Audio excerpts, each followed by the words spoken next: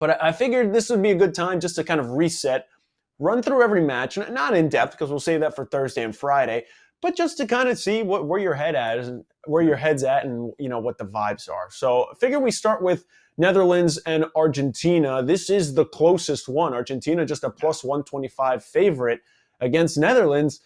If you're going strictly based off of how those two teams looked in the previous round, Netherlands looks like the better team, but this is, good teams play up to their competition a lot of times too, and this is the hardest team that Argentina has played so far. So, what are you thinking here? Yeah, it's interesting because I think the Dutch did surrender some, opportunities to Team USA, and we were Mm-hmm. talking about Team USA's lack of finishing. Well, hey, now we have Leo Messi there creating. He's able to Let's not talk about score. Lautaro, right? We're not going to talk about that. And they've shown that their finishing has been a lot more clinical than we would have expected, especially after the Mm-hmm. Saudi Arabia match. They still need to work on it. 2 goals, and even though the opportunities are there, I don't think it's going to be that same type of match. Can either side easily win this one? Yeah, this can go either way. This is easily the biggest toss-up out of all the matchups in this Mm-hmm. stage, in my opinion. And again, I think that's the beauty of the money line in this situation. Method of victory is always, obviously, we always like to look at something like that, but the way some matches transpire, I like going to certain areas where you see what the depth is. I don't think if Argentina's going to have to hope to win on penalty kicks. I mean, Martinez is very good at those. The Netherlands goalkeeper, I'm sorry, it's escaping my mind at the moment. He's played some of the best keeper this tournament, so it's not like they're any slouches. I think a penalty shootout would be very difficult. For me, I'm picking Argentina. I just got to ride with my guy Messi. But the Dutch are incredibly tough, and this is why it's so hard when you get this late into the tournament, because you get teams like the Netherlands, and then you're going to have to probably face Brazil and whoever comes out on the other side for the finals. So again, it's only going to get harder from Argentina from now on. We saw the movement on the Mm-hmm. futures. This I think they squeak by Tough. with this one, but it's going to get really really tough soon. Yeah, these two met up in 2014 in the tournament as well, and that was a really fun match. And we're going to get to in our next segment just kind Mm. of, what the predictions look like for the World Cup finals. There's a reason Brazil is just so heavily favored to even make the finals in general. Next match is Brazil and Croatia. Brazil is minus 250. They're the biggest favorite out of any of those four matches. Yeah. Look, you giving Croatia even a fighter's chance here?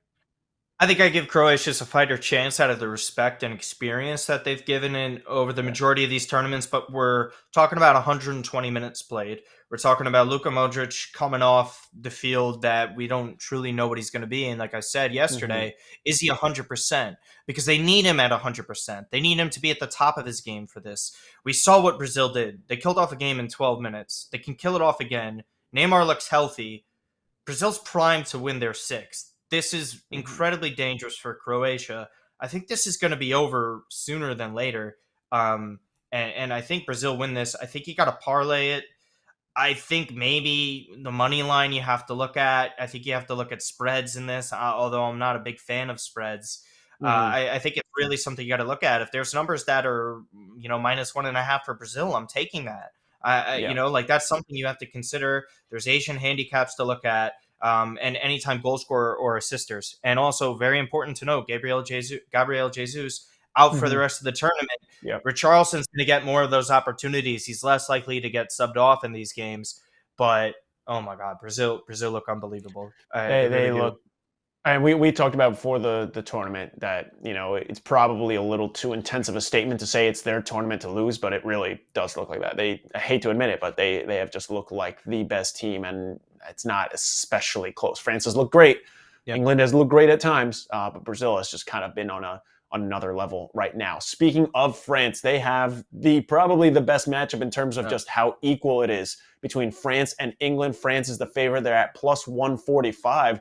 That kind of just screams value to me. I mean, if you think yeah. France is going to make the World Cup finals, or if you think they might win it, like, you got to jump on top of this. By the way, for that Brazil game, I don't know what the number is, but if it's Brazil team total over a goal and a half, might be looking at that. Yeah. But the France England game, it should be so much fun. I mean, just for the pure soccer fan in me, I hope this goes to extra time just so we get more of it.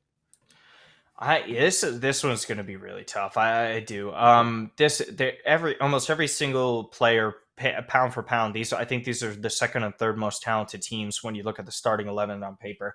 For me, I am going with France. I think the value is there. They've played better overall. They consistently score against the teams that they need to when they have everybody on the pitch.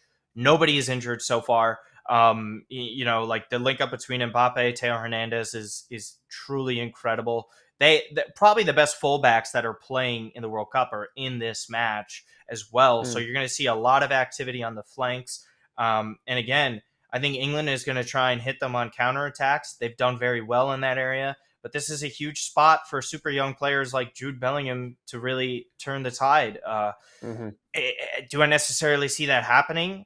I wouldn't. I would say the midfield matchup is vital, and I think England has the advantage there. Everywhere else is the edge towards France.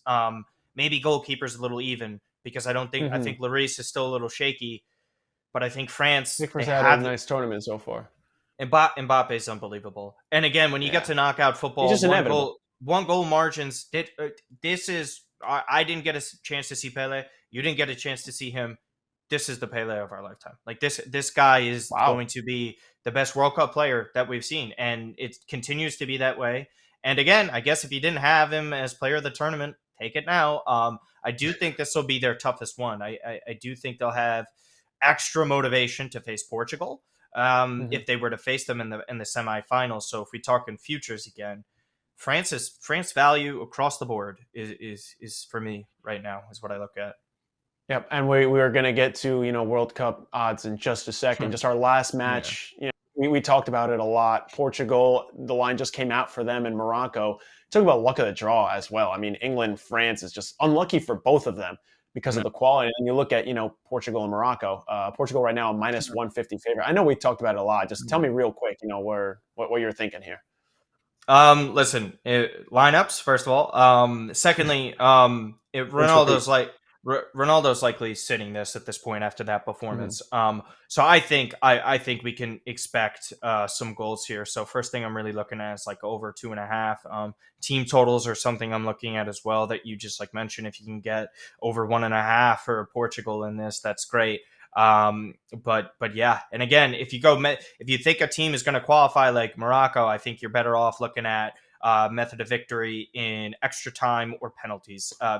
To beat them in the 90 minutes, it's going to be really, really difficult. But do not count Morocco out. I do think it's tough with the underdogs because England's won, but I do think they're one of the better underdogs in this by value. I think Morocco has a much better chance against Portugal than Croatia does against Brazil, and by a mile. I agree 100%.